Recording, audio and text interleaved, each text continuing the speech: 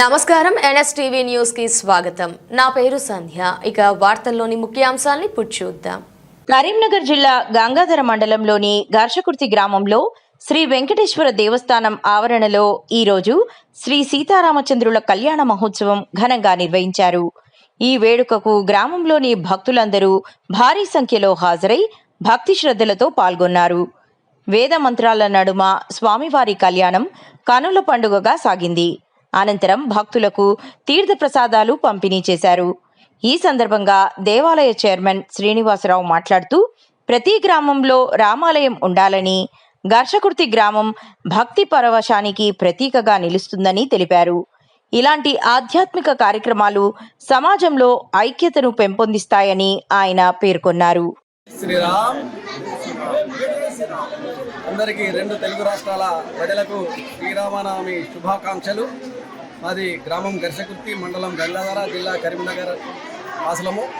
ఈ శ్రీ వెంకటేశ్వర స్వామి దేవాలయ చైర్మన్ ఇదే ప్రాంగణంలో చాలా రోజుల క్రితం అప్పటి మాజీ సర్పంచ్ గారు కీర్తిశేషులు రాజలింగం గారు మరియు నారాయణరావు గారి పర్యవేక్షణలో రామాలయం నిర్మించాలని ఒక శిలాపథకం చేశారు.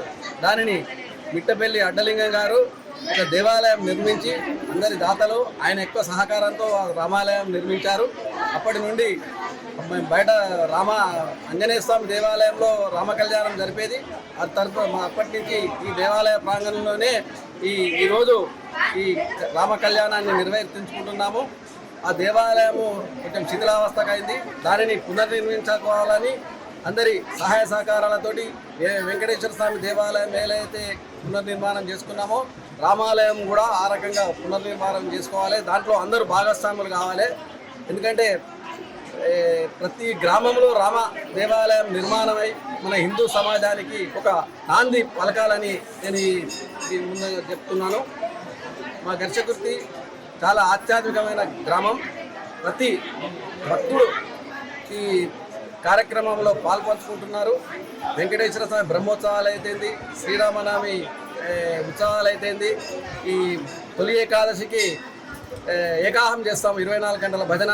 ప్రతి మాస శ్రవణ నక్షత్ర కళ్యాణం అన్నింట్లో మా శివరామకృష్ణ భజన మండలి మరియు దుర్గా ఉత్సవ కమిటీ, అయ్యప్ప స్వామి సమితి, భావన ఋషి సత్యేంద్ర సమితి, సత్యసాయి ధ్యాన యోగ మండలి, కోలాట అన్ని గ్రూపులు, హరే కృష్ణ హరే రామ, ప్రతి ఒక్కరు ఎన్నో రకాల ఆధ్యాత్మిక భక్తులు ఉన్నారు.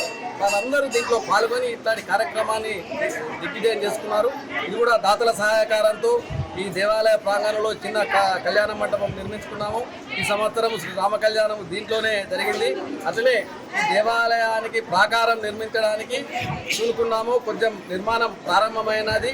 భక్తులు, భక్తాగ్రేసరులు, ప్రభుత్వం గురించైనా ఏమైనా ఈ ప్రాకారానికి మరియు కాలక్షేప మండపానికి నిధులు ఇవ్వాలని ప్రభుత్వాన్ని మేము కోరుకుంటున్నాము.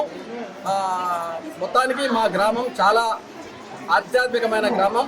ప్రతి కార్యక్రమం భక్తిభావంతో జరుపుకుంటుంది. అందరికీ ఈ శ్రీరామనవమి శుభాకాంక్షలు తెలుపుకుంటూ మా వెంకటేశ్వర స్వామి స్వయంభూ వెలిసిన వెంకటేశ్వర స్వామి గారి అనేక మంగళాశాసనం ఉండాలి. జై శ్రీమన్నారాయణ, జై శ్రీరామ్.